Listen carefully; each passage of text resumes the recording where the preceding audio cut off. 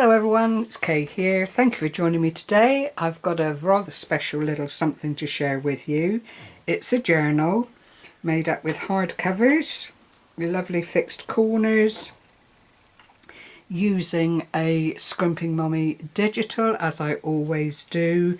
The digital I'm talking about is from the Vintage Compendium, which was a massive pound to purchase in Amanda's Ko-Fi store. £1.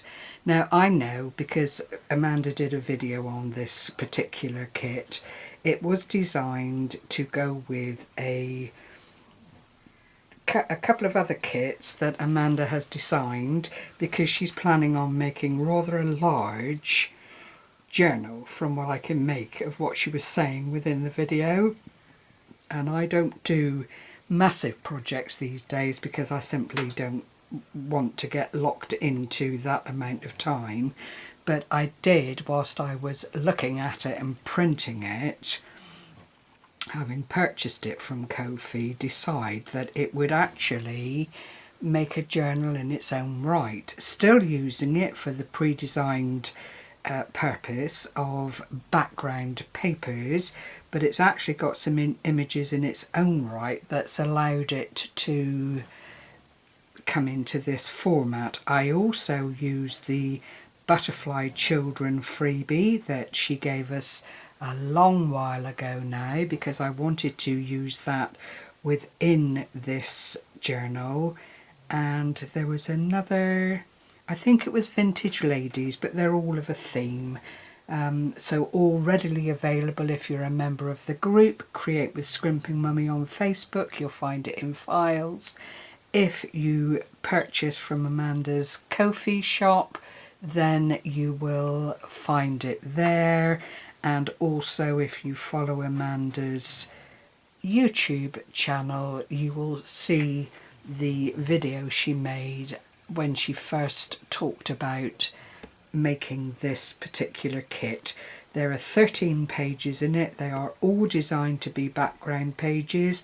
Some of the pages are collaged, which is what I've used to make images and little extras into the pages that I've put within the journal. So this is the front, the side or spine as you'd call it, and this is the back. It is grungy by Amanda's own choice of words. It is vintage, and there are a lot of images here that Amanda found for herself, which she ultimately decided to share with followers and put into the Ko-Fi shop.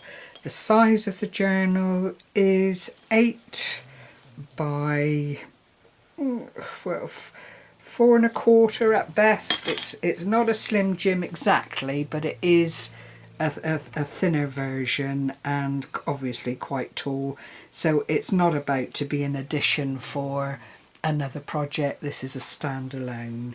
So you open up the page here, and already we're right into it. I've got this lovely little opening here that just flip-flops open. Then there's a triple tag event here, and these have all been stacked and lain atop one another.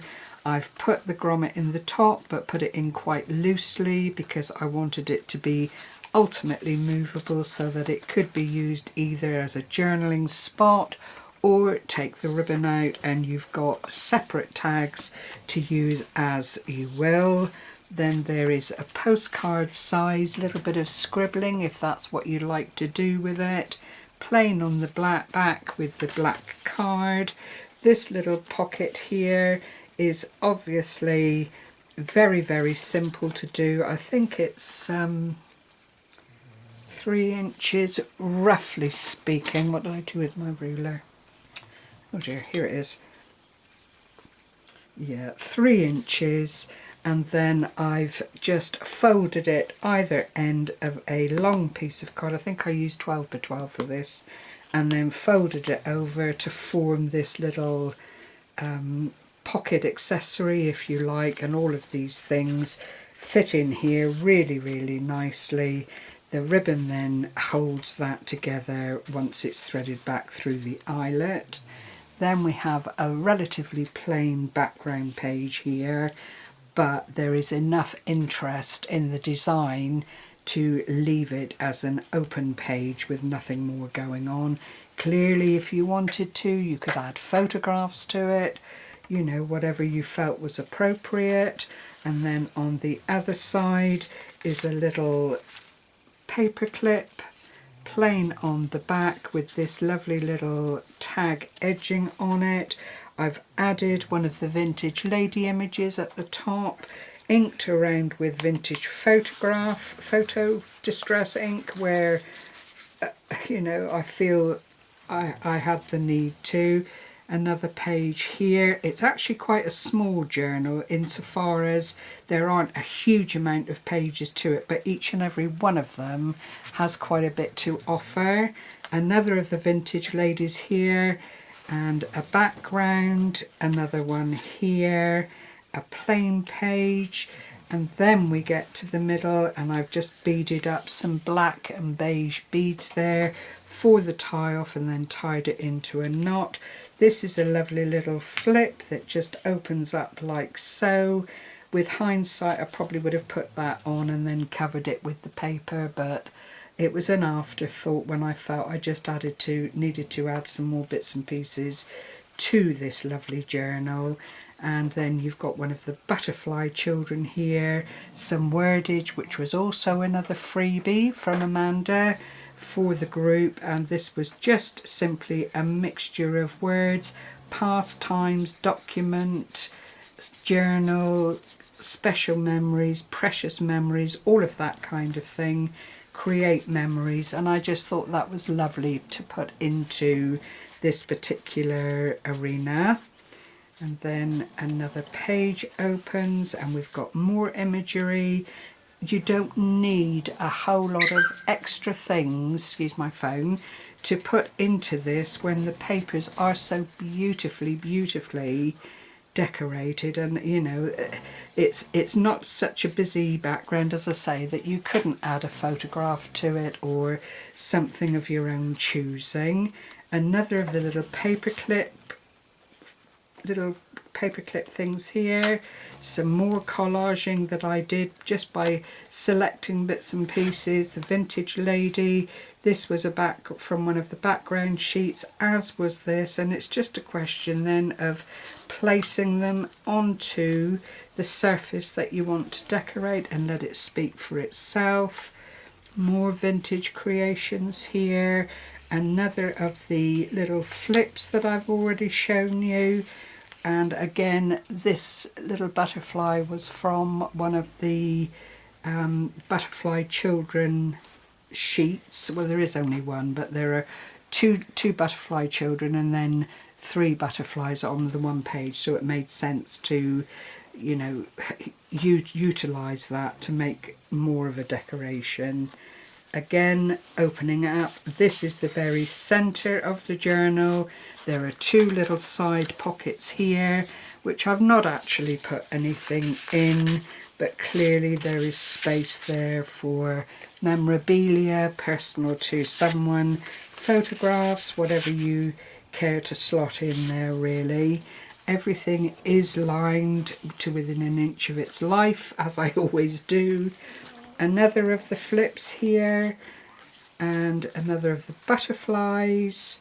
But the images in this are just absolutely gorgeous, and every page offers up a different view of Amanda's design work. You know, there are lots and lots of images within the 13 pages. This is the second signature, the centre of with more beads. Another of the little flips here. And as I say, I do wish I'd thought to put that under the page paper. Excuse Gary's fiff-faffing around in his drawers again, no pun intended.